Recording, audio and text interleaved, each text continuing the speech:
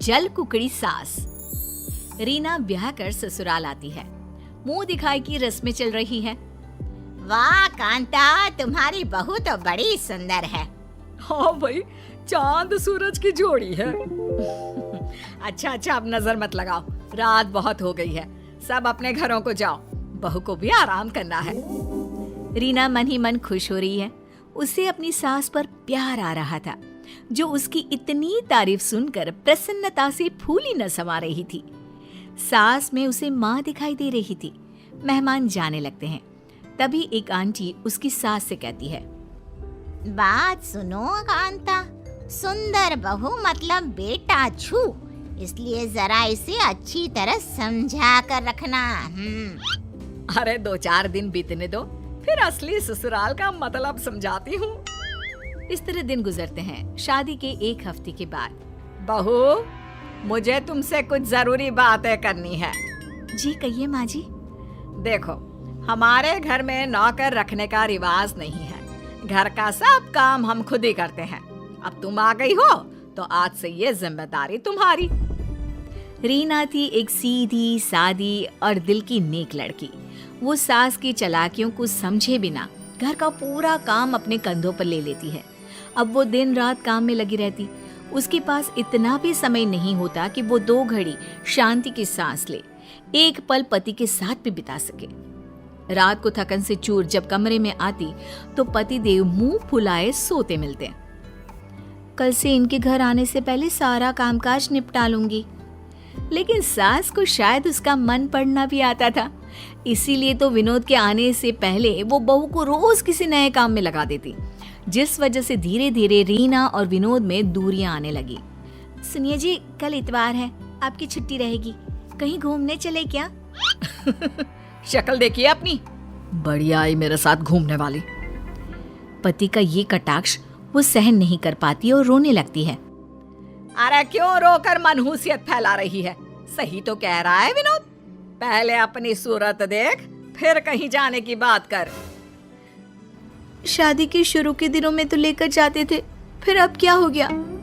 तब तुम मेरी पत्नी थी, घर की नौकरानी नहीं। पति की बात सुन रीना हक्की बक्की खड़ी रह जाती है। उसकी जुबान से एक शब्द भी नहीं निकलता।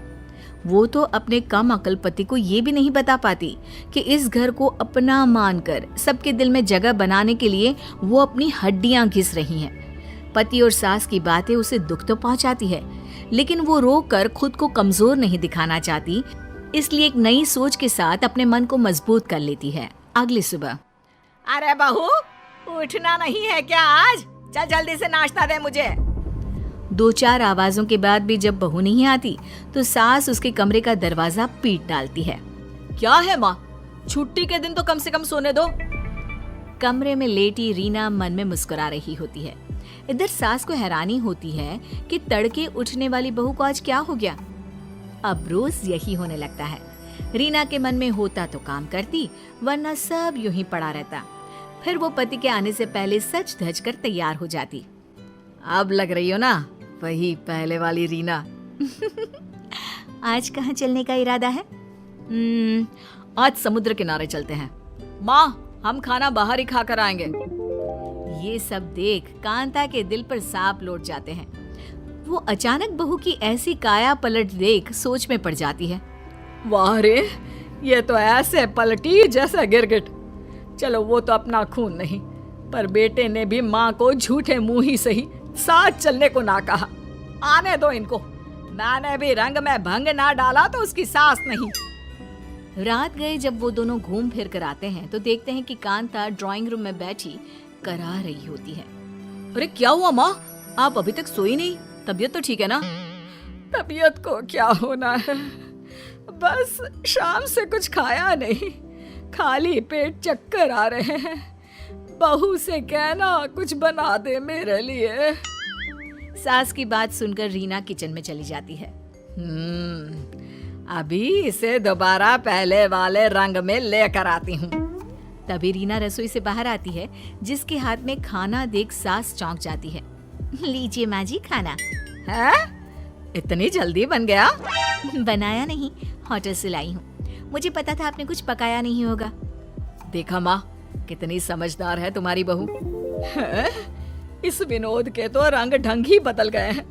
ऐसा क्या घोल कर पिला दिया है जोरू ने? अब रीना सास को ऐसे देख मजे ले रही होती है और सास बेटे बहू के ये तौर तरीके देखकर जलने गुड़ने लगती है। बहू जिसे बेटे के दिल से उतारने के लिए काम की भट्टी में झोंका था, जिसे मेरा बेटा कभी नौकरानी से ज्यादा कुछ ना समझता था, आज वही बहू उसके दिल पर राज कर रही है। जी चाह रहा है इसे अभी धक्के मारकर घर से निकाल दूं।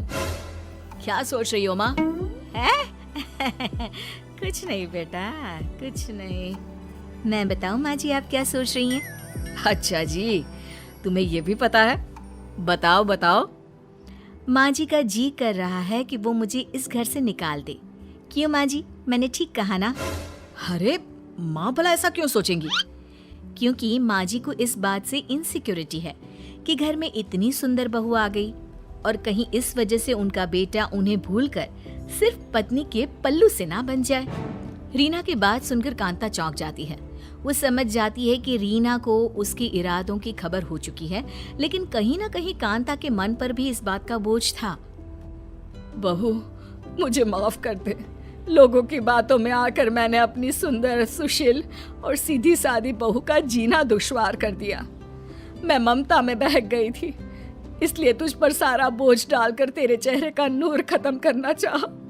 मुझे माफ कर दे बहू। सास की आंखों में पश्चाताप के आंसू आ जाते हैं, जिसे देख बहू और बेटा दोनों ही उसे गले लगा लेते हैं। रोइए मत माँ जी और माफी भी मत मांगिए, गलती किसी की नहीं है। लेकिन बहू तुझे ये सब कैसे पता चला?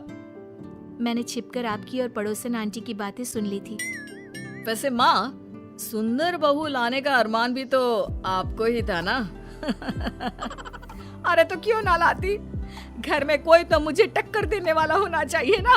तुझसे तो उसकी उम्मीद नहीं कर सकती। अच्छा, अब सास बहू एक होकर मुझे फंसा रही हो? इस बात पर सब हंसने लगते हैं, जिसके बाद रीना सबके लिए चाय लेकर आती है और अच्छे माहौल में हंसी मजाक के साथ चाय की चुस्कियों के बीच गुजरे दिनों की बात करने लगते हैं। जैसे मैंने बिना सोचे समझे बस बहू को विलन समझ लिया। अगर कोई दूसरी होती तो शायद मेरे बेटे को मुझसे कहीं दूर ले जाती। पर आज मैं भगवान का लाख शुक्र अदा करती हूँ कि मुझे ऐसी बहू मिली है जिसने इतना सब होने पर भी समझदारी से काम लेते हुए सब कुछ संभाल लिया। और आपको भी समझदार बना दिया है ना माँ? लेकिन अब सब ठीक हो गया है और अब हम हमेशा साथ रहेंगे। परिवार तो आखिर परिवार है, कैसी भी सिचुएशन क्यों ना हो।